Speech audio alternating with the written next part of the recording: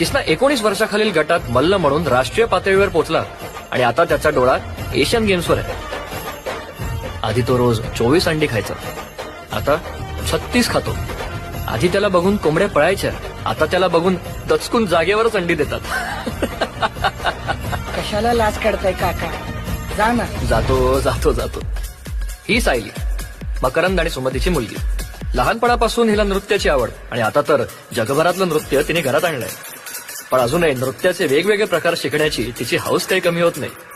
आता जो डान्स करते ना त्याला अर्बन हिप हॉप असं म्हणतात.